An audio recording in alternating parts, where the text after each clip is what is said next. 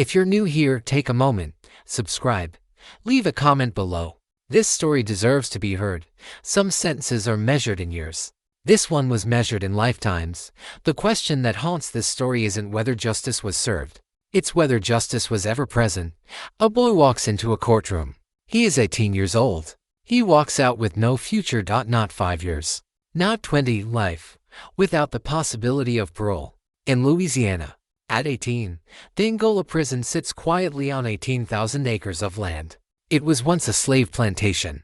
That history did not disappear. It simply changed its name. Officially, it is called the Louisiana State Penitentiary. Locals call it Angola.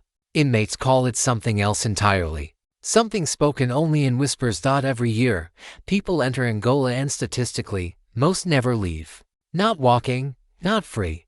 That is not a metaphor. That is a documented pattern. For decades, Angola held the reputation as one of America's most dangerous prisons. Reform efforts came and went. Investigations were opened, then quietly closed. Reports were filed, then forgotten. When a teenager receives life without parole, the legal system calls it justice. Families of victims call it closure. Criminologists call it something more complicated. The boy himself calls it disappearance, because that is what happens. He disappears from the world, from school hallways, from neighborhoods, from every ordinary thing the rest of us take completely for granted. He enters a different country, one with its own language, its own power structure, its own rules written in silence, its own punishments for breaking them. At 18, the brain is still forming its final architecture. Neuroscience has documented this clearly. The courts, for many years, chose not to fully acknowledge it. What happens to a mind sealed inside maximum security before it has finished developing? What does 40 years of confinement do to a human being? These are not rhetorical questions. They are the foundation of this entire investigation. There are men inside Angola right now who entered as teenagers, who have never owned a smartphone, who have never used the internet, who remember a world that no longer exists. Some of them committed terrible acts. That is not disputed here. This documentary does not pretend that consequences don't matter. It asks a harder question. It asks, what kind of consequence produces justice, rather than merely punishment? And who gets to decide when a human being is beyond redemption? Who gave us that authority? The answers, as this investigation reveals, are buried in court documents, in prison medical records, in testimonies from men who learned to stop expecting anyone to listen. One such man agreed to speak. He has been inside Angola for over 2 decades. He was sentenced at 18. He is now in his 40s. He says, I came in a child. I became something else entirely. Not better, not worse, just different and recognizable, even to myself. What this documentary uncovered inside those 18,000 acres will challenge everything you think you know about punishment, survival, and justice in America. The story begins not with the crime, but with the sentence, because the sentence is where the real story lives. Angola does not announce itself gently. It arrives like a verdict, final, absolute, suffocating. The first thing inmates describe is the smell, bleach, humidity, old concrete. Something underneath all of that, something harder to name. The second thing they describe is the silence. Not peaceful silence, institutional silence. The kind enforced by proximity to power. Guards walk these corridors with the calm of people who know exactly who holds authority. There is no ambiguity here. The hierarchy is architectural. It is built into the walls themselves. New arrivals are processed through a system designed not to rehabilitate, but to categorize. Dangerous, manageable, compliant. You are assigned a number before you are assigned anything else. For an 18-year-old boy, this processing is disorienting in ways that are difficult to articulate. One day you are a person with a name, a neighborhood, a future. The next day you are a file. Angola's physical structure has changed little over the decades. Long dormitory-style housing units, rows of metal bunks, men sleeping inches from strangers. Privacy is not a concept that survives the intake process.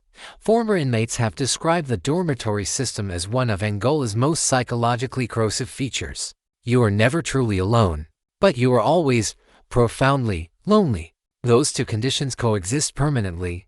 The agricultural work program is perhaps Angola's most documented feature. Inmates labor in the fields surrounding the prison complex. Cotton, soybeans, corn, the same land, the same crops. A history repeating itself in ways the state rarely acknowledges publicly. Participation in work programs is not always purely voluntary. Former inmates describe a system where refusal carries consequences, where compliance is survival, where the line between choice and coercion is deliberately kept blurry. Medical care inside Angola has been the subject of multiple federal investigations. Reports document delays, denied requests, inadequate facilities, men developing serious conditions that went unaddressed for months, sometimes longer. For a teenager arriving with a life sentence, the mathematics are brutal. If he lives to 70, he has over 50 years ahead. 50 years inside this system. 50 years of this medical care. 50 years of these walls. What does a mind do with that calculation? How does a person organize hope around a number like that? Some inmates describe a psychological shutting down, a narrowing of imagination. You stop picturing the outside world because picturing it costs too much. The grief of imagining freedom is worse than accepting its absence. Others describe the opposite. A ferocious internal resistance. A decision, made quietly and privately, to remain a full human being regardless of what the institution demands. This resistance is not dramatic. It does not look like rebellion. It looks like reading every book available. It looks like mentoring younger inmates. It looks like maintaining dignity in environments specifically designed to erode it. One man, who entered Angola at 18, described his early years this way: I watched men disappear. Not physically, psychologically. You could see it happening. And I made a decision. I would not disappear. Whatever else happened, I would still be here inside myself, whether that decision is ultimately possible to keep. Across decades of incarceration is a question this investigation cannot fully answer, but the asking of it matters deeply. Because inside Angola, in dormitories lit by flickering fluorescent light, men are asking it every single day. The institution continues regardless. Shifts change. Meals are served. The fields are worked. The files are updated. And the sentence keeps running. Endless, indifferent, and broken. Every prison has two systems. The official one is documented: policies, regulations, oversight committees, federal guidelines, administrative reviews, language designed to suggest accountability. The second system isn't written.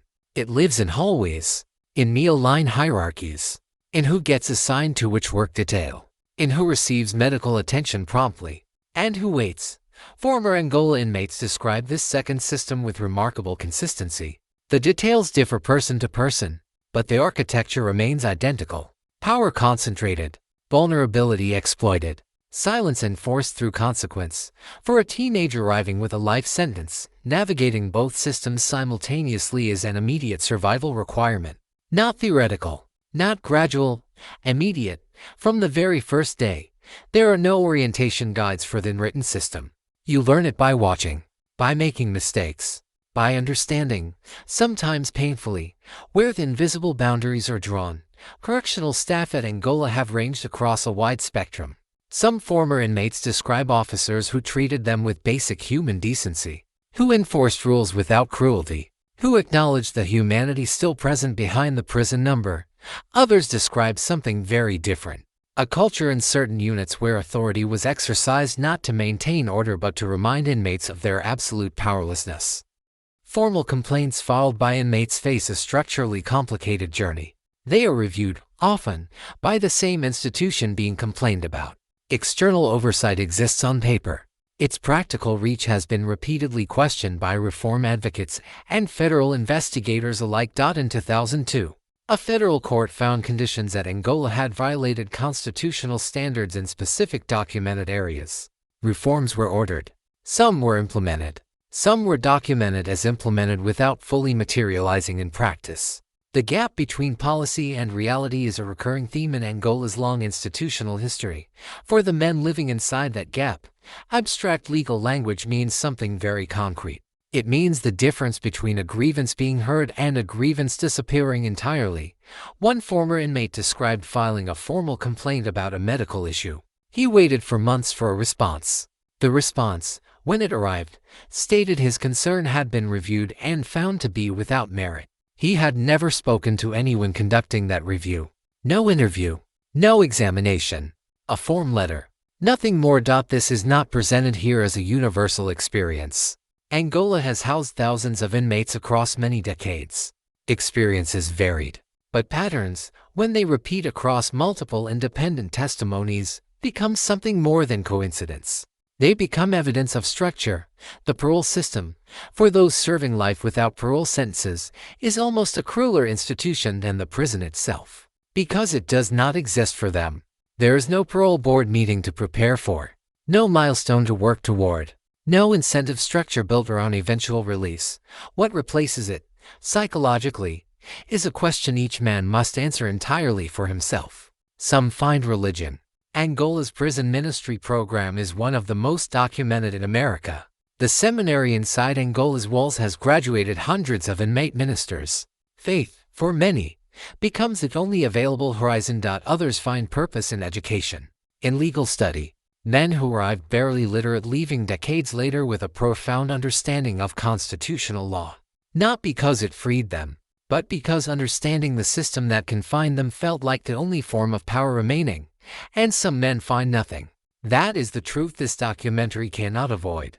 Some men simply endure, day after day, year after year, without horizon, without framework, sustained by nothing more than the biological will to continue. Which brings us to the question this investigation has been quietly building toward. If a person can enter a prison at 18, survive decades of this system, maintain their psychological coherence, educate themselves, mentor others, contribute meaningfully to the community they are confined within, then what exactly does life without parole tell us about our belief in human transformation? And more disturbingly, what happens when the system finally acknowledges that transformation is real and documented and provable, and then decides it doesn't matter anyway? That is where this story becomes something else entirely. That is the chapter no official report has ever fully explained, and that answer is coming. Time inside Angola does not move the way it moves outside. Outside, time is marked by ordinary accumulation, birthdays, promotions, losses, the slow geography of a life building itself forward. Inside, time is different. It circles. It flattens. It becomes indistinguishable from itself. Men who have served 20, 30 years at Angola describe a particular psychological phenomenon. The outside world stops feeling real. Not immediately, gradually, over years of accumulated absence. The neighborhood you grew up in has been demolished and rebuilt. The corner store is gone. The people who knew your name before you became a number have aged beyond recognition. Some have died. And you were not there for any of it. Grief inside Angola operates without ceremony. A man receives word that his mother has passed. There is no funeral to attend. No grave to stand beside. No family meal afterward where stories are shared and tears are permitted their full expression. There is a phone call, if he is fortunate enough to have phone privileges. And then the next meal is served. And the dormitory lights follow their scheduled cycle. And the institution continues completely indifferent to what just broke inside him. This is documented, not as exceptional cruelty, as standard procedure. Researchers studying long-term incarceration effects have identified a condition sometimes described as institutionalized helplessness. The gradual erosion of a person's belief that their choices produce outcomes, when every significant decision about your existence is made by an external authority. Something fundamental shifts in the psychological architecture. The capacity for independent agency quietly atrophies. For men sentenced at 18, this process begins before the brain has fully developed its executive function, before identity has fully solidified, before the person has had the basic human experience of navigating adult life freely. They learn adulthood inside a total institution. Everything they know about managing money, maintaining relationships, making decisions, navigating conflict, exists only in the context of incarceration. Former inmates released after decades at Angola describe the outside world as a place of profound disorientation. Traffic is overwhelming. Grocery stores are paralyzing. The speed of ordinary life feels like a foreign language spoken too quickly to follow. But for those serving life without parole, this disorientation will never be tested. They will never stand inside a grocery store trying to remember how choice works. That particular fear is not Available to them. What is available is something researchers have begun documenting with increasing urgency. Small number of men serving life without parole at Angola have demonstrated something the original sentencing categorically declared impossible. Transformation. Documented, measurable, real men who arrived with limited education and profound emotional dysregulation produced across decades by environments of poverty, trauma, and systemic neglect became, inside Angola's walls, educators, mediators, ministers, counselors, men who reduced violence within the housing units, men who became the institutional memory of how to survive with dignity intact. The prison system documented this. Case files recorded it. Correctional officers attested to it. Fellow inmates witnessed it. And still the sentence held, because life without parole is not structured around the question of who you become. It is structured around the single moment of who you were. A moment that, for most of these men, occurred before their prefrontal cortex had finished developing. A moment that neuroscience now understands differently than the courtroom did at the time of sentencing. This is not a minor legal footnote. This is a foundational question about what the justice system believed it was doing when it handed an 18-year-old a sentence with no exit. Did it believe rehabilitation was impossible? Did it believe the crime was so absolute that the person who committed it could never be separated from it? Or did it simply not ask the question at all? Court transcripts from Angola-related cases suggest, in several documented instances, that the question of future rehabilitation received remarkably little formal consideration at the moment of sentencing. The focus was backward, on the act, on the victim, on the demand for permanence. Forward-looking questions about who this 18-year-old might become across 50 years were largely absent from the official record. That absence is its own kind of answer, and somewhere inside Angola, men who proved the sentence wrong about who they would become wake up every morning to the same walls, the same routine, the same indifferent institutional machinery, still serving a sentence written about someone who no longer exists. There is a particular kind of courage that exists inside Angola's walls. It does not look like defiance.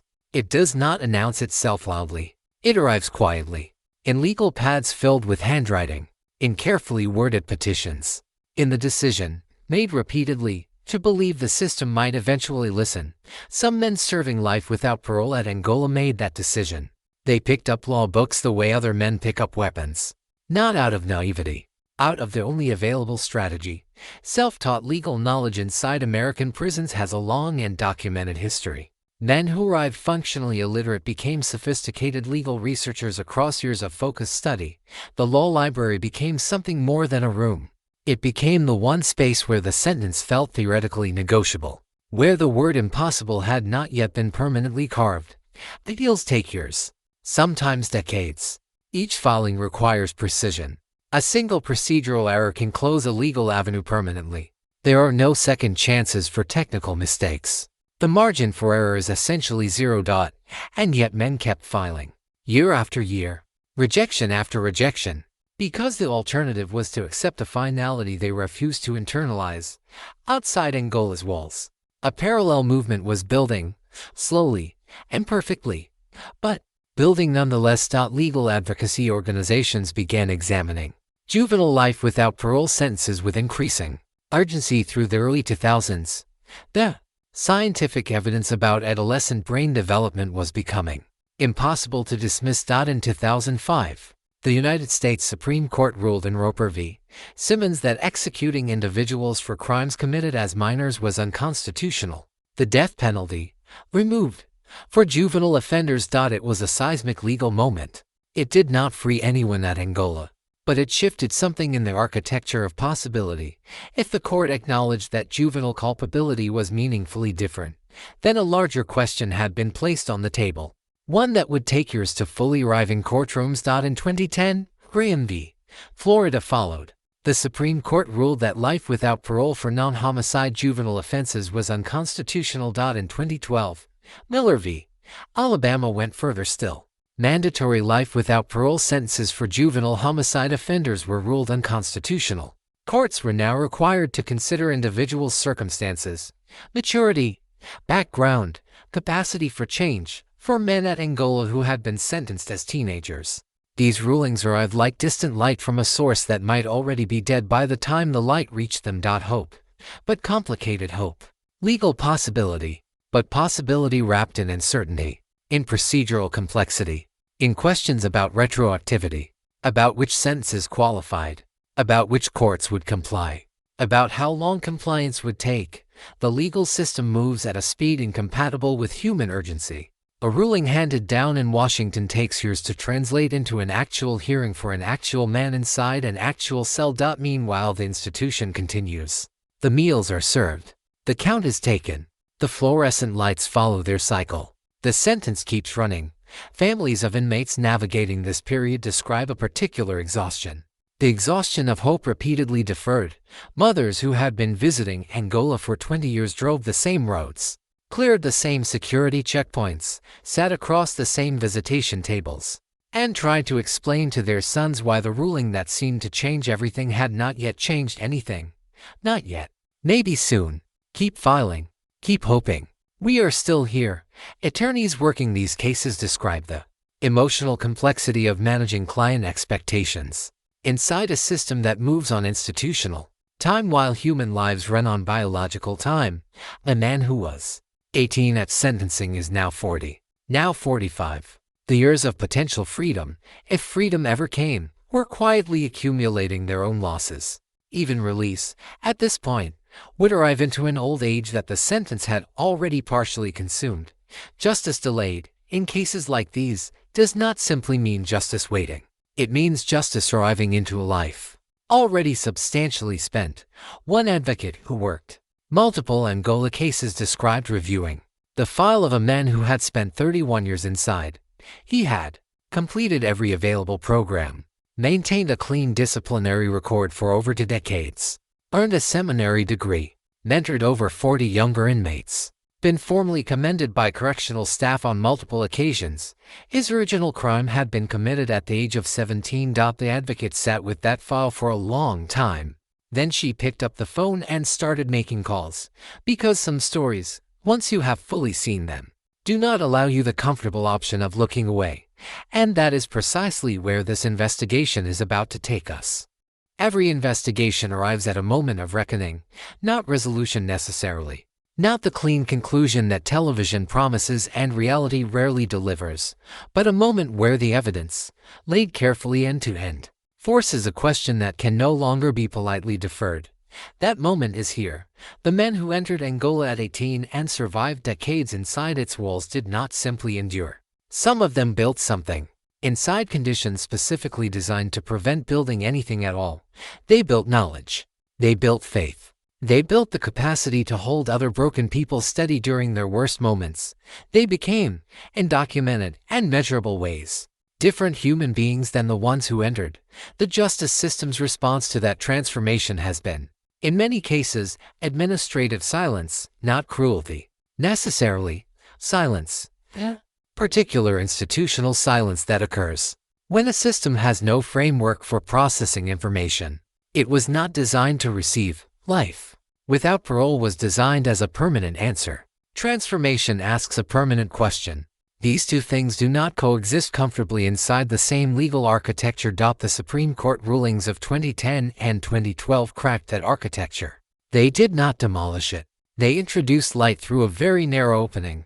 Some men at Angola have had their sentences reconsidered as a result of those rulings. Some have been resentenced. A smaller number have been released. Each release is its own complicated, quiet, largely uncelebrated story. A man walks out of Angola after 3 decades. There is no fanfare. There is perhaps a family member waiting. Perhaps not. There is a world that has moved 30 years forward without him. He must learn what a touchscreen is. He must understand that the city he grew up in has been reorganized around him while he was frozen in time. He must grieve everything the sentence consumed while simultaneously building a life from whatever remains.